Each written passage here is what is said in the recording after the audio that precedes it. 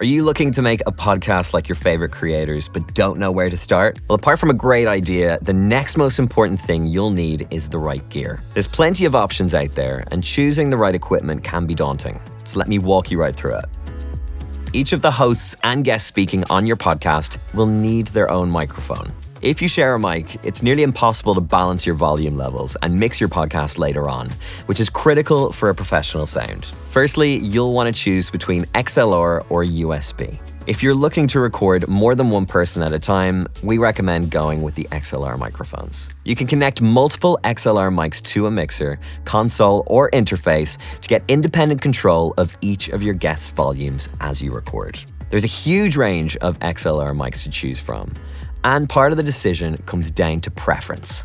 But we recommend using a dynamic mic, such as this, a pod mic.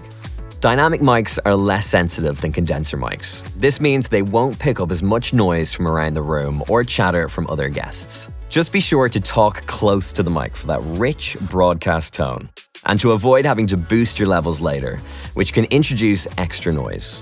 USB microphones, on the other hand, are super compact and easy to use, but aren't as well suited for bigger podcasts. They connect directly to your computer, and with mics like the NT USB Plus, you can even plug headphones straight into the mic for monitoring your own voice. If you're a solo podcaster just starting out, or you're often recording on the road, USB microphones are the perfect choice. If you're using XLR microphones, you'll need an audio interface or mixer like the Rodecaster Duo with as many inputs as you have microphones. The benefit of this combination is that it offers direct, hands-on control over the volume level for each of your guests, allowing you to quickly balance everyone's audio and adjust it on the fly as needed. Some consoles, like the Rodecaster Pro 2 and Rodecaster Duo, offer onboard processing to help you sound more professional, as well as effects, music, sounds, and other podcast-specific features. The Rodecaster range also features onboard recording and can record or output multi-track. If you're using any other mixer or interface, you'll most likely need to record your audio to a computer rather than onboard. But it's a good idea to look for one that supports multi-track USB output.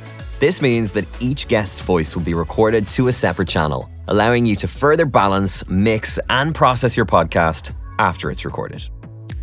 If your device only offers a stereo output, then you'll need to make sure your levels are perfect before recording, as you won't be able to adjust them afterwards. Monitoring your audio is super important, and if you're not listening to how it sounds while you're recording, you may end up with unusable audio after a long session, and nobody wants that. You might have to do it again. You'll need a pair of headphones for each guest so they can hear their own voice as well as anyone else talking. Ideally, you'll want to use studio headphones like the NT-H100s, as they produce super accurate audio, which gives you a better idea of what your podcast will eventually sound like to your audience. This will also be useful when you're mixing and editing your podcast later on.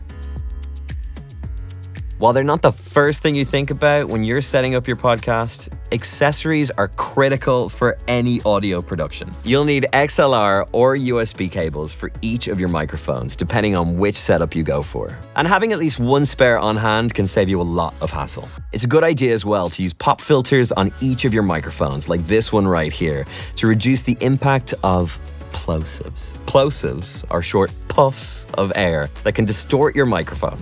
The P in plosive is a pretty good example of that. Mic placement is a big factor in shaping the tone of your recorded voice. It can be the difference between a rich broadcast quality sound or a weak tinny one. So getting a mounting solution for each of your guests is a necessity. Desktop stands like the DS2 are a simple, compact, and portable solution for smaller and more mobile setups. Boom arms, on the other hand, like the PSA 1 Plus, offer heaps of flexibility and allow you to quickly and silently reposition your mic, but they're better suited to larger and more long-term setups. Both allow you to position each of your guests' microphones comfortably and precisely, and both help to maintain a consistent sound throughout your recording by keeping the mic in a fixed position.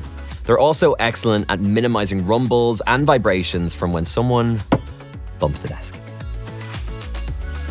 No matter what setup you're using to record your audio, you'll most likely end up editing your podcast with a computer and editing software. Digital audio workstations, or DAWs, allow you to record, mix, tweak, and polish your recordings into a finished masterpiece. DAWs let you lay out your recordings on a timeline and trim them, adjust the volume levels, and tone each of your guests, and bring in other audios such as theme music, effects, stings, and sound beds. All the ingredients you need to create a professional sounding podcast. If you're using USB or XLR microphones connected to an audio interface, you can use a DAW to record your audio as well, keeping the whole process in one place. There are many paid or free DAWs available for both Mac and Windows, and they don't necessarily require a powerful computer or laptop to run, especially for recording and editing podcasts. Another editing option is to use a podcast hosting platform. While their main function is to distribute your show to your audience, many of these services also offer recording and editing features as well. And that's it. Now you should have a better idea of what gear you're going to need to start a podcast, no matter how big or small it may be. To check out our range of solutions for podcasting, hit the links in the description, and we'll see you guys next time.